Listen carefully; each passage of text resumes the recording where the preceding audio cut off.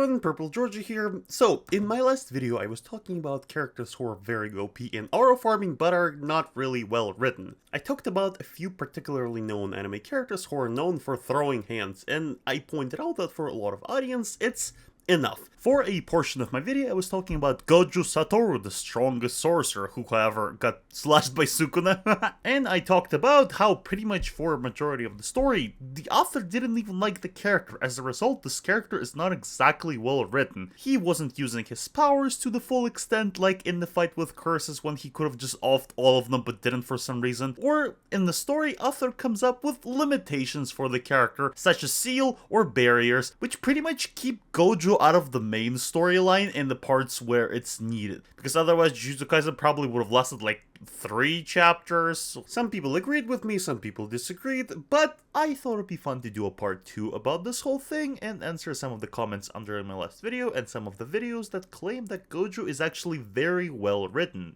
And, well, I still kinda disagree with that statement. So in this video, let's talk about those opinions. I actually gathered quite a few from my comments from the last video, from X, and some videos from YouTube. I can make fun of your opinions, you can make fun of mine. I feel like it's a good trade, right? Oh, and by the way, in case it wasn't obvious, I don't think Gojo has a personality of a tree. Like, there's just nothing to look into there. Of course, there is some stuff. For a secondary character, he's like, okay. I just don't like when people praise him and make him like one of the best characters in Jujutsu Kaisen when like it's not that deep, bro. If you disagree with what I'm gonna say, you're welcome to say more stuff in the comments. If you like this video, like, subscribe, and press the hype button. I don't know, apparently it helps with YouTube videos algorithm. Alright, first things first, let's establish the basis. Gojo is well written. The author just made a joke about his personality. Alright, so that one I heard a few times, and I feel like it's important to establish Gegi's relationship with Gojo right away. And if for you the statement that Gojo doesn't have a personality is a statement that is not strong enough, fine, here's more.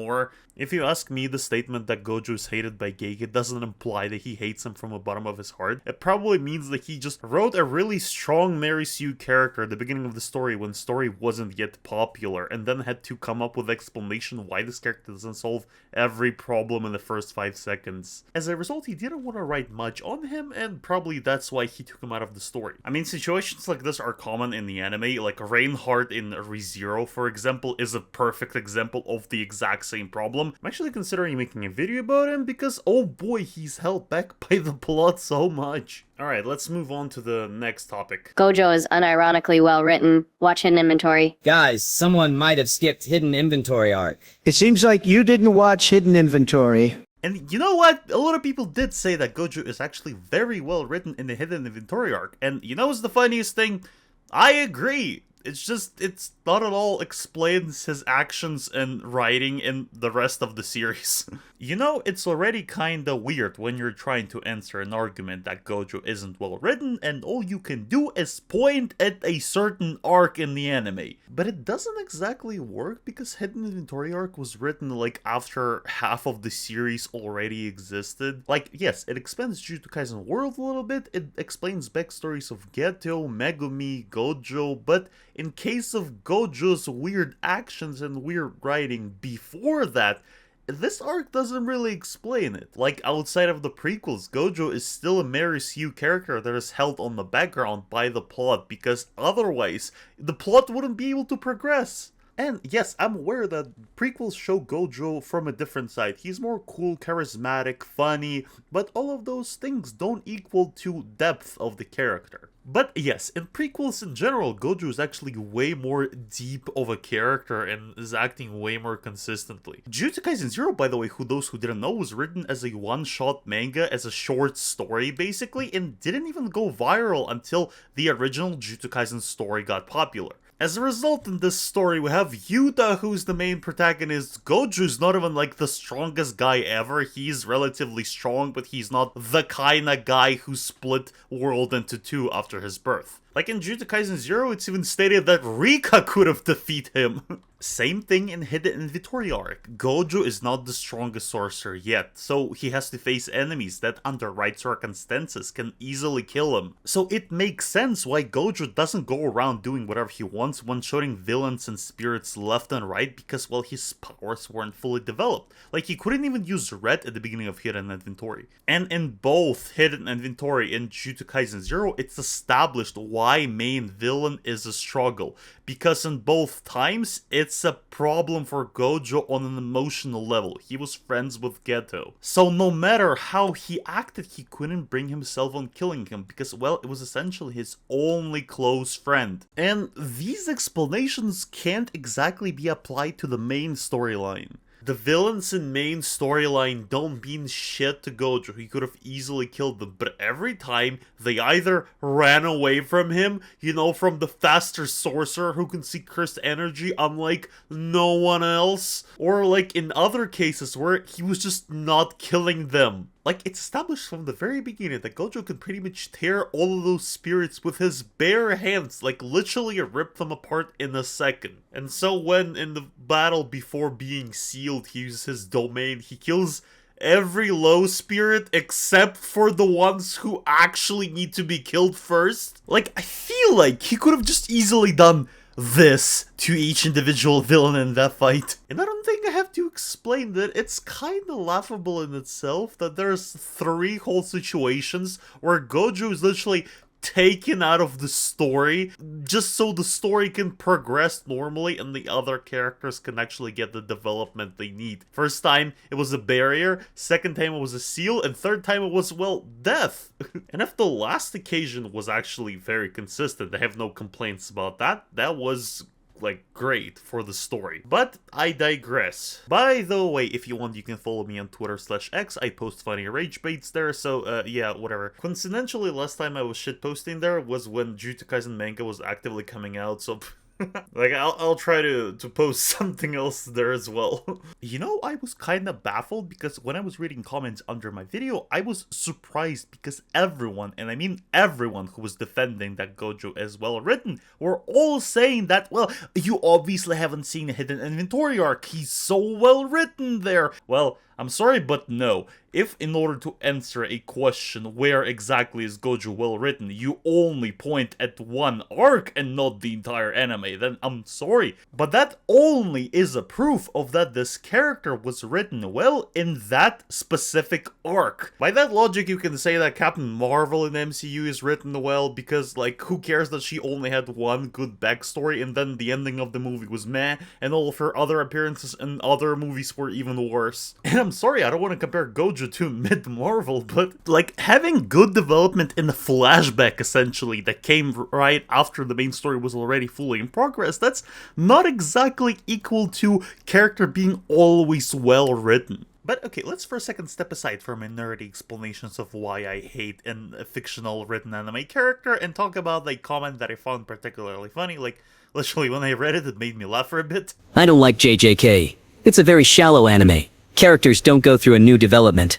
You probably didn't watch Hidden Inventory. Gojo is a good character. Yeah, I really like how it goes. Yeah, I don't like Jujutsu Kaisen. The characters are all kind of stupid. They didn't go through any kind of arcs, but Gojo is still a really good guy. Anyhow, now let's move on to slightly deeper analysis of Gojo's personality and how he is lonely. I'm gonna use one of the comments that I think got the most likes under my last video, and it shares opinions with a lot of other comments and tweets on X that I've seen, so let's use it as a base. Gojo is lonely and untouched for the most of the series, and that affects him as a character. There is a lot to unpack in this comment actually, but one of the statements I've heard also frequently is that Gojo is lonely. And that's like, is his personality. You know, I don't really understand how loneliness can be classified as like a character trait. I mean, I get how, but the way it's shown in Jujutsu Kaisen main storyline is not exactly lonely. Gojo is constantly hanging out with other people, he's constantly funny and spending time with the main gang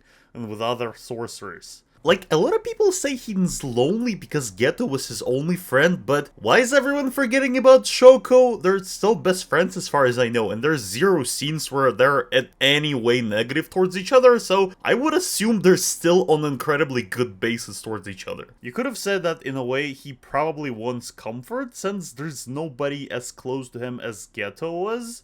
But again, it's not exactly shown in the anime since there's plenty of people who Gojo constantly interacts with, and there's not a single scene where he acts lonely or depressed about his social life. Like, the loneliness of Gojo would have made sense if, for example, he was acting cheerful all the time, and then there were scenes where he was acting like Rei in Evangelion, sitting alone in his room thinking about, like, some deep thoughts. But no, he's cheerful 24/7, and I don't see any scenes that would support the statement that he's in any way lonely and depressed. I guess you can say that Gojo in some ways antisocial, since it's hard for him to find friends amongst the people of his age, and as a result he hangs out with teenagers for most of the anime. But again, that's like not loneliness that many people accuse him of.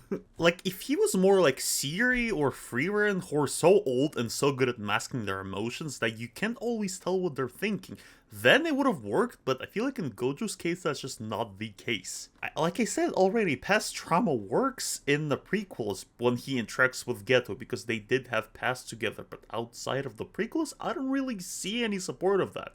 Oh, and the statement that Gojo wasn't caring about known sorcerers, and then he started caring about known sorcerers in the prequels, and well, yeah, I don't know what to answer to that. That is factually true, but again, in the main storyline, there is no effect on that. That backstory explains why Gojo is acting the way he's acting right now, yes, but there is like no character that challenged Gojo's beliefs, no character that questioned him for having those beliefs before. If there was a character who would accuse him of doing something like this in the past, like for example Sukuna, who probably would have been happy to exploit Gojo's weaknesses, then that would have been narratively effective. If Sukuna in the middle of the fight with Gojo started reminding him of his past weaknesses, trying to win him on a mental battle as well, because this way he would have proved that Gojo's beliefs are actually flawed. In that case, that argument would have worked, but since those beliefs are never challenged or even mentioned, Gojo just treats everyone equally and nicely, then, well, I'm sorry, but it only mattered in the arc of Hidden Inventory. That's pretty much it. It's never really mentioned or used anywhere else.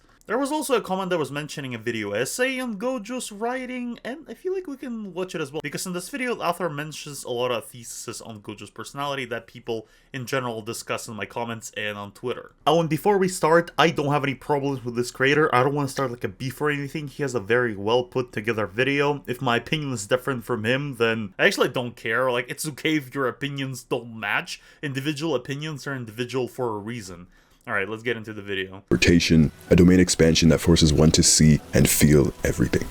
And of course, hollow purpose. It's kind of funny, by the way, because I'm watching this video and for the first few minutes, he's actually discussing the reasons why Gojo is OP in Mary's U character. Like, basically just listing all of his abilities that put him 10 steps ahead of any other character. But okay, that's all jokes. There's gonna be more interesting arguments later. Geto never looked at Gojo the same way everyone else did. Geto forced the white-haired sorcerer to be better. While Gojo believes it is a pain looking out for the weak, Geto replies that protecting the weak is a societal responsibility that they have as Jujutsu sorcerers. And again, in this video he talks about how in the relationship between Geto and Gojo in the Hidden Inventory arc, Geto is the one who's acting really not selfish all the time, while Gojo is typically self-centered. And the reason why I don't think this argument still works is that because that only applies to Hidden Inventory arc. That writing of the character only exists in this arc. In the main storyline, Gojo is really not self-centered. He's quite the opposite, actually. He treats everyone equally, and he always listens to everyone's opinion. Like, yes, he's trying to get attention to him almost all the time, but again, I feel like that's more of an argument for his inability to socialize with people of his age.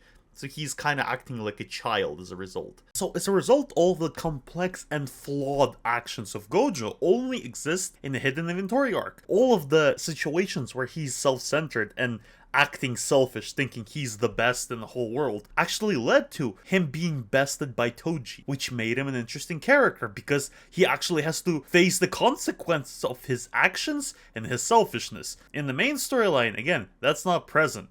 Gojo's just doing whatever he wants unless he's facing certain plot devices that are made specifically to restrain him in the story. Like, if we're comparing Gojo of the Hidden Inventory arc and Gojo of the main storyline, that Gojo in the main storyline just outgrew all of those issues. Gojo got stabbed nearly half a dozen times and was pushed to the brink of death, this 15-year-old.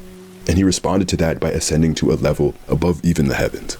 And you know what's funny? Author shows this moment how Gojo learned the reverse curse technique, and I feel like it's literally the example of the opposite. It's literally the example of why Gojo is written as a simple marries you character. Because what happens when he's outsmarted by Toji, who literally came up with a complicated plan to outbeat him? He just randomly learns a technique that he couldn't learn before that magically resurrects him. Moments before his death, he just understands it. All of a sudden, he gets the technique that can magically save him and return him to the story. Like, if that isn't plot convenience just to save him the last second, then I don't know what, because he's literally on his last breath and he just magically understood that technique that before he couldn't understand.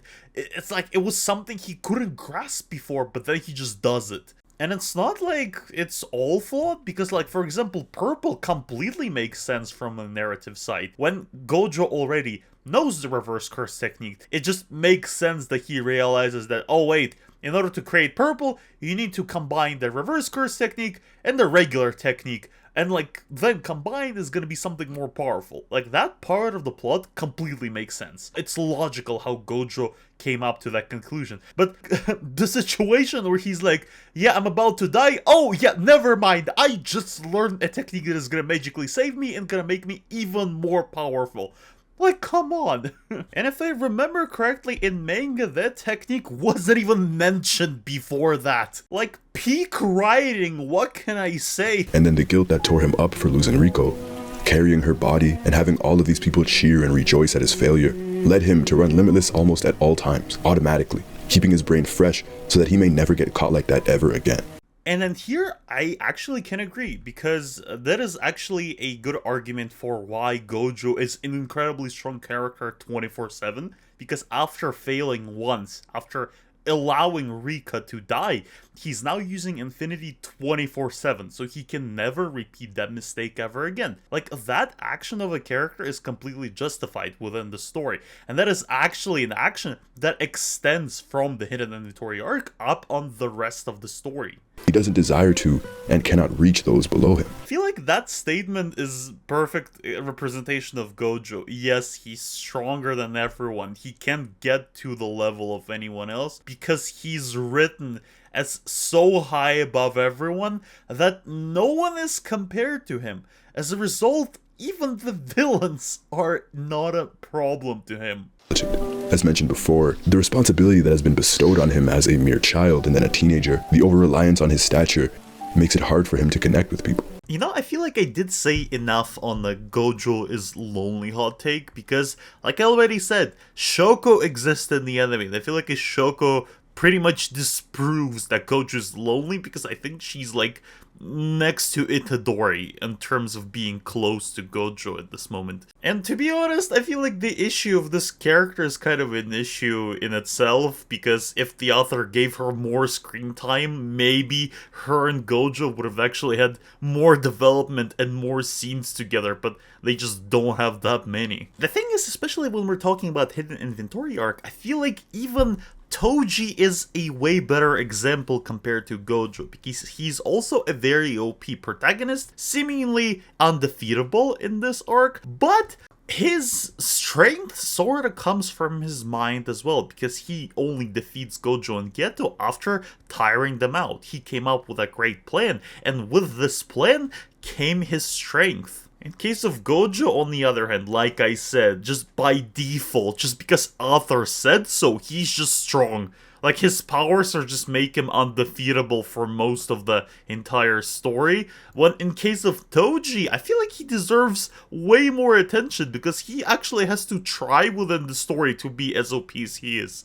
In conclusion, Gojo's not the worst character ever. Like, I don't think that. But I still think the same thing pretty much I was saying at the end of my video. Enjoying the character who provides action and who's funny and relatable isn't a problem. You can enjoy characters all you want. It's just it kind of feels like the bar for a well-written character has become really low, and for example, even the other characters in Jujutsu Kaisen I feel like deserve much more attention than Gojo. Yes, Gojo still provides one of the most entertaining action scenes, and his fight with Sukuna is literally probably most entertaining fight in all of shonen of recent years. The character arcs of Kinjaku, or especially Todori, are in my opinion way more interesting and have way more depth. So I'd rather direct my attention to them. And I guess tell me in the comments if you want to see more stuff where I discuss writing. I don't know, those past 2 videos have been fun for me to record, so like, subscribe, see ya!